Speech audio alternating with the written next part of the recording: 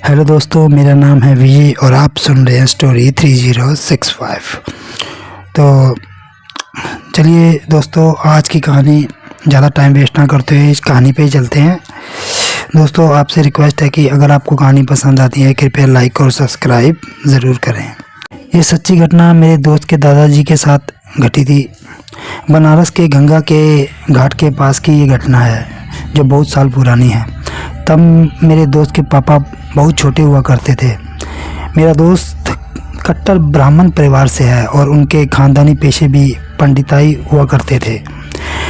दोस्त के दादाजी पंडिताई करके ही घर का खर्च चलाया करते थे। दोस्त के दादाजी, जिन्हें हम भी दादाजी ही कहकर बुलाते थे, वो काफ़ी जाने माने विद्वान पंडित थे और लोगों के शादी ब्याह वही करवाते थे। बच्चों का मुंडन हो गया, गृह प्रवेश, हवन आदि सब योग किया करते थे। इसी से उनके घर का गुजारा चलता था। इसी के चलते एक दिन बनारस से बहुत दूर किसी गांव में मुखिया जी की बेटी की शादी करवाने के लिए बुलावा आया, तो वो उन्हीं यजमान की बैलगाड़ी से उनके गांव गए। 2 दिन के लिए उन्हें उस गांव में रुकना था। दादाजी को लेने उन यजमान का एक नौकर बैलगाड़ी लेकर आया था।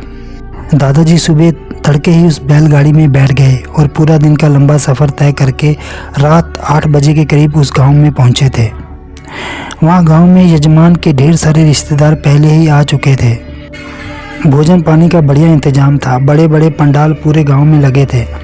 हलवाई बैठाए गए थे। उस रात को दादाजी ने भरपेट पकवान और मिठाई खाई और लंबी तान कर आराम से बिस्तर लगाकर सो गए। लंबे सफ़र की थकावट थी तो उन्हें नींद भी जल्दी आ गई। सुबह तड़के उठकर ही दादाजी और यजमान ने परिवार सहित विवाह की तैयारियां शुरू कर दी।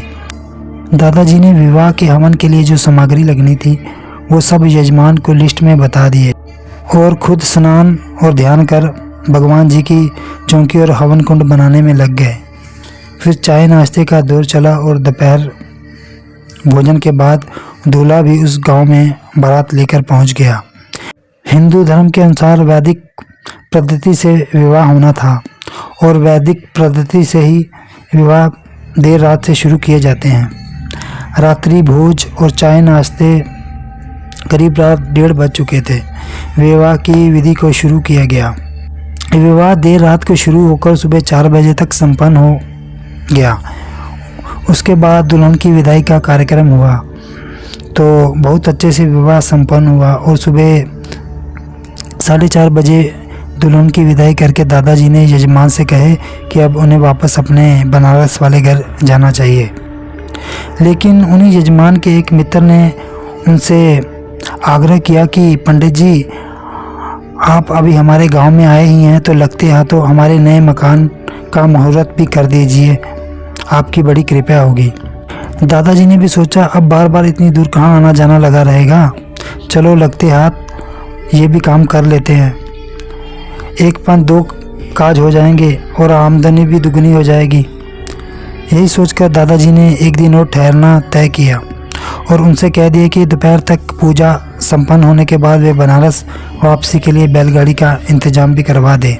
वे यजमान भी इसके लिए खुशी से राजी हो गया और दादाजी ने शाम 4 बजे तक गृह प्रवेश और श्री सत्यनारायण जी की पूजा कथन किया और भोजन पकवान खाया।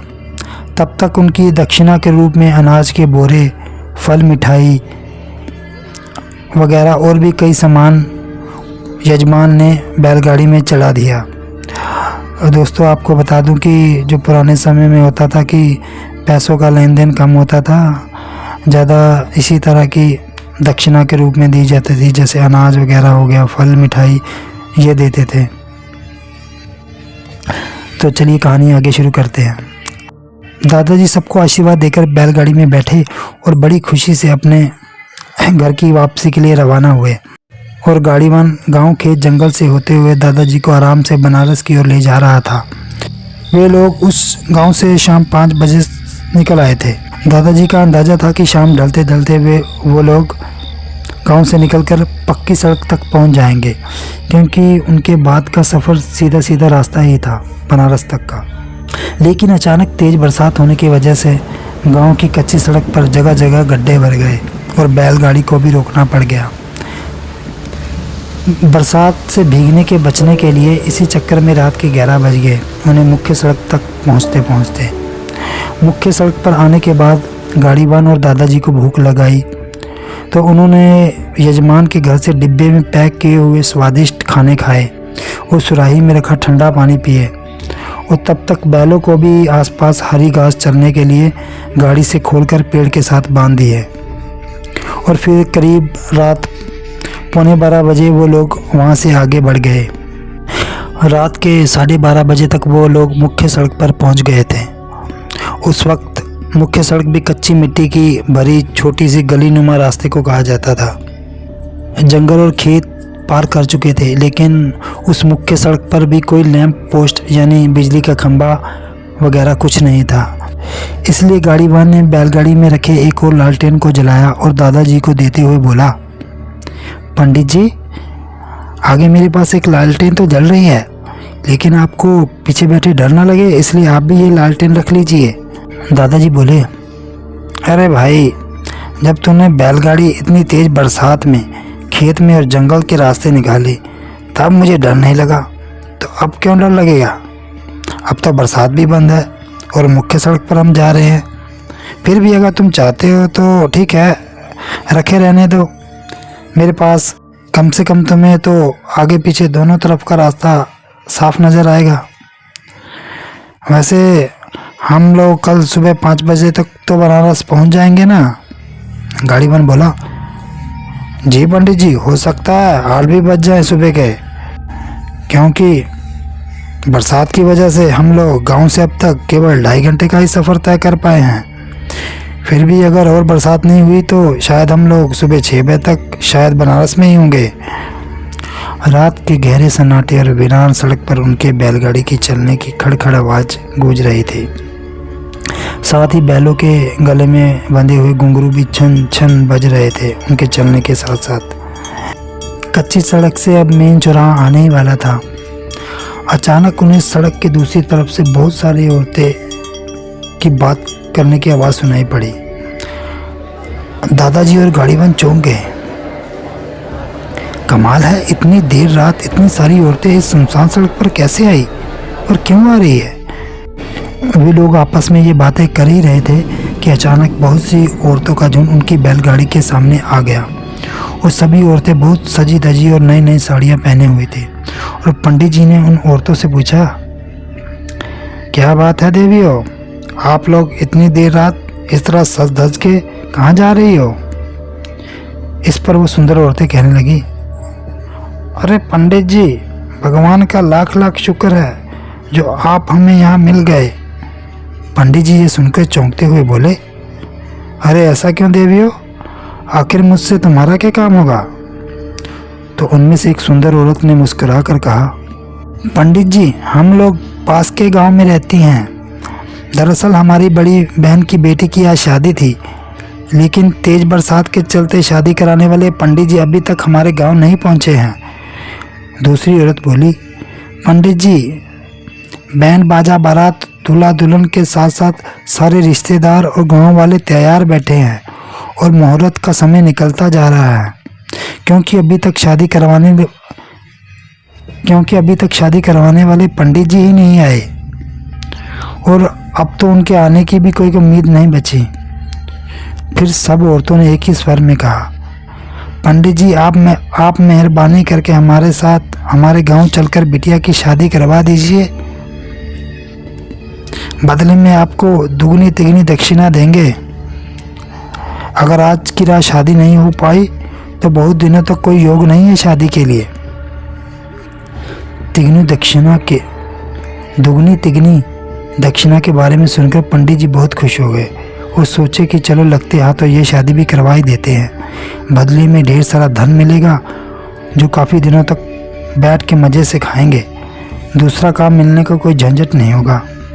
ये सोचकर पंडित जी तुरंत मान गए और गाड़ीवान से बोले, भैया तुम ऐसा करो, तुम वापस अपने गांव लौट जाओ, मैं इन देवियों के साथ इनके गांव जाता हूँ। इनकी बेटी की शादी करवा कर इनके ही गांव से दूसरी बैलगाड़ी में से अपने घर चला जाऊँगा। ये सुनकर उन औरतों ने भी हामी भरी और बोली, हाँ गाड़ीवान भैया, तुम ये सारा सामान जो पंडित जी को दक्षिणा में मिला है वह एक एक गठरी हम सभी औरतों के सिर पर रखवा दो। तो गाड़ीवान बोला, नहीं नहीं देवियों, अब यहाँ तक पंडित जी को लाया हूँ तो इनके घर तक पहुँचा कर ही मैं कल सुबह अपने गांव वापस जाऊँगा, वरना हमारे मालिक मुझसे नाराज होंगे कि पंडित जी को आधे रास्ते में क्यों छोड़ा है। गाड़ीवान ने एक लालटेन उन औरतों को देते हुए कहा, देवियों आप सभी इन लालटेन उठाकर आगे आगे चलकर हमें गांव का रास्ता दिखाओ और मैं पंडित जी को अपनी बैलगाड़ी में बैठाकर साथ में लेकर आता हूँ। उन सुंदर औरतों ने ऐसा ही किया। वे औरतें आगे आगे चलती हुई उन्हें अपने गांव ले गई। कुछ ही दूरी पर उनका गांव था। उस गांव में तो काफ़ी चहल पहल हो रही थी। पूरा गांव रोशनी से जगमगा रहा था। जगह जगह पंडाल बने हुए थे। पंडित जी को आता देखकर गांव के मुखिया उनके सत्कार करने को आगे आए और पंडित जी को प्रणाम किया और उनके गांव में आने के लिए उन्हें बहुत धन्यवाद किया। फिर बहुत बढ़िया मसालेदार पकवान पंडित जी और गाड़ीवान को जलपान के रूप में दिया गया और उनके बैलों को भी गाड़ी से हटाकर चारा पानी दिया गया। गांव भर में तरह तरह की मिठाइयाँ बनने की खुशबू आ रही थी। गांव में हलवाई बिठाए गए थे। पूरा गांव इस रोशनी से जगमगा रहा था जैसे कोई दिवाली का त्यौहार हो। पंडित जी को जलपान के बाद शादी के मंडप में ले जाया गया। गाड़ीवान वहीं बैठकर गांव के लोगों की रौनक देख रहा था। सहरा बांधे दूल्हा और घूंघट में सजी दुल्हन को शादी के मंडप में लाया गया और विवाह का कार्य आरंभ हुआ। पंडित जी मंत्र पढ़ते हुए दूल्हा दुल्हन और उनके माता पिता को हवन में मंत्र पढ़कर आहुति देने को कहते हैं। पंडित जी की खुशी का तो ठिकाना नहीं रहा जब उन्हें एक मंत्र पढ़ने के बदले में चांदी का सिक्का दिया जाने लगा। पंडित जी ने सोचा, मंत्र जाप जितने ज़्यादा होंगे उतने ज़्यादा चांदी के सिक्के मिलेंगे। इसका मतलब मंत्र ज़्यादा पढ़ने होंगे। यही सोचकर पंडित जी ने मंत्र उच्चारण पूरे 1 घंटे तक चलाए और 1 घंटे बाद पंडित जी की चांदी के सिक्कों की पूरा अंबार लग गया। यही सोचकर पंडित जी ने मंत्र उच्चारण पूरे 1 घंटे तक चलाए रखा और 1 घंटे बाद पंडित जी चांदी के सिक्कों का अंबार देखकर खुशी से उछल पड़े। पंडित जी ने विवाह संपन्न कराया और चांदी के सिक्कों को अपनी पोटली में भरकर वहां से चलने के हुए। उस गांव के मुखिया पंडित जी के पास आकर बोले, अरे महाशय, आपने तो सही समय पर पहुंचकर हमारी लाडली बिटिया की शादी करवा दी है, तो आपको बिना अपनी तरफ से हम शगुन दिए नहीं जाने देंगे। उसके बाद मुखिया जी ने 100 सोने की अशरफियाँ पंडित जी की हथेली पर रखी और ढेर सारी मिठाइयाँ जो वहीं पर हलवाई ने असली घी में बनाई थी, वह ढेर सारी मिठाइयाँ स्टील के बड़े बड़े डिब्बों में पैक करवा कर बैलगाड़ी में रखवा दी। और मुखिया ने अपने छोटे भाई से कहा कि भाई शुक्र जाओ, पंडित जी को चौराहे वाली मुख्य सड़क तक छोड़ाओ। पंडित जी ने मना भी किया कि इसकी क्या ज़रूरत है, हम आराम से खुद ही चले जाएंगे अपनी बैलगाड़ी में। फिर भी मुखिया का भाई शुक्र उनके बैलगाड़ी के साथ साथ चलता रहा। मुख्य चौराहा वाली सड़क आने पर गाड़ीवान ने बैलगाड़ी रोकी ताकि शुक्र से विदा लेकर आगे बढ़ा जाए। तब शुक्र ने पंडित जी के पैर छूकर आशीर्वाद दिया और गाड़ीवान से निवेदन किया कि पंडित जी को सही सलामत उनके घर पहुंचा दें। फिर वह चलने को हुए तो एकाएक शुक्र ने उनको फिर से रोक लिया और कहा, पंडित जी, आप लोग पहली बार हमारे गांव आए थे, इस बात की याद हमेशा ताज़ा रहे, ऐसी निशानी तो कोई हमसे ले जाइए। पंडित जी भी खुश हो गए। पंडित जी ने खुश होकर सोचा कि ज़रूर कुछ और कीमती तोहफे देने वाले होंगे। पंडित जी ने खुश होकर कहे, अच्छा, अब और कोई भी तोहफा देना बाकी है क्या? चलिए वह भी दे दीजिए। पंडित जी का इतना कहना था कि पल भर में शुक्र का हुलिया एक भयानक शैतान में बदल गया और उसने अपने नुकीले नाखून पंडित जी की आंखों में घुसेड़ दिए। पंडित जी की आंखों की पुतली बाहर निकलकर लटक गई और आंखों के गड्ढे से भर भर के खून के फुहारे उड़ने लगे और गाड़ीवान का हाथ उस शैतान ने पूरी ताकत से ऐसे मरोड़ा कि गाड़ीवान का उल्टा हाथ टूटकर लटक गया। गाड़ीवान ने आप देखा न ताव जल्दी से पंडित जी को खींचकर बैलगाड़ी में बिठाया और बैलगाड़ी को इतनी जोर से चाबुक बरसाया कि बैलगाड़ी सरपट दौड़ने लगी। पंडित जी तो अंधे हो चुके थे, लेकिन गाड़ीवान ने गाड़ी चलाते हुए जब पीछे पलट कर देखा तो उसकी सिट्टी पिट्टी ही गुम हो गई। पीछे से उस शैतान के साथ वो सब लोग भयानक शक्ल में खड़े थे, जिन्हें उसने गांव में मुखिया और बाकी गांव वालों के रूप में देखा था।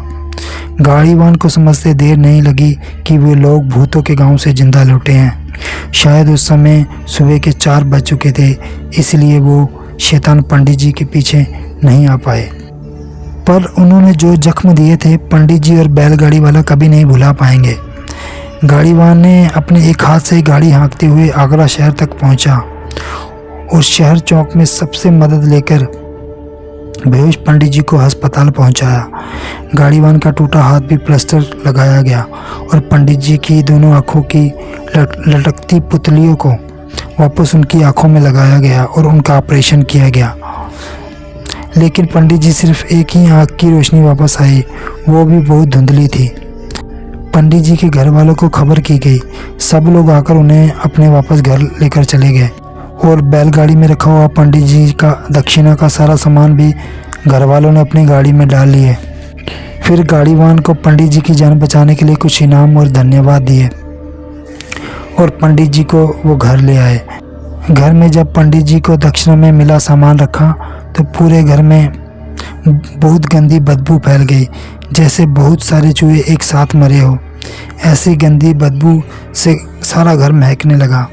जब परिवार वालों ने सब सामान खोलकर देखा, बाकी सब सामान तो ठीक था, लेकिन जो सामान उन भूतों के गांव से तरह तरह की स्वादिष्ट मिठाइयों के रूप में मिला था, वे सब सड़े हुए संडास में बदल गया था। उसी की महक से पूरा घर बदबू मार रहा था। सारा सामान उनके घर वालों ने उठाकर कूड़ेदान में फेंक दिया और जो पंडित जी को चांदी के सिक्के मिले थे और सोने की मोहरें मिली थी, जब उस पोटली को खोला गया तो उनके अंदर से चांदी सोने के सिक्कों की जगह पर पत्थर और कंकड़ निकले। पंडित जी की नज़र दोबारा नहीं लौट पाई, इसलिए उन्हें पंडित के काम से संन्यास लेना पड़ा। गरीब बेचारा गाड़ीवान का हाथ भी बेकार हो गया पंडित जी को बचाने के चक्कर में। फिर भी उस ईमानदार इंसान ने पंडित जी को घर तक पहुंचाया और उनकी जान माल की रक्षा भी की। उस भूतिया गांव के बारे में जब पता किया गया तो यह बात सामने आई कि बहुत साल पहले सचमुच में उस जगह पर एक गांव हुआ करता था और जिस रात उस गांव के मुखिया की बेटी की शादी थी, उस रात गांव में डाकुओं ने डाका डाल दिया और सारा गांव लूट मार करके उस गांव को आग लगा दी थी। उस गांव में कोई भी जिंदा नहीं बचा था। किसी का अंतिम संस्कार करने के लिए भी कोई जिंदा नहीं बचा था, जिस वजह से सभी गांव वालों की आत्माएं वहां भटकती रह गई और उसके बाद वहां कोई भी नहीं जाना चाहता था और वह भी क्षेत्र भूतिया गांव बन गया। आज भी उस तरफ कोई नहीं जाता। पंडित जी तो रात के अंधेरे में और अपने लालच की वजह से फंस गए थे, फिर भी उन दोनों की जान बच गई, यही बहुत है। तो दोस्तों, ये कहानी यहीं ख़त्म होती है। तो मिलते हैं अगली कहानी में। कृपया चैनल को लाइक और सब्सक्राइब ज़रूर करिए। धन्यवाद। Take care and bye bye.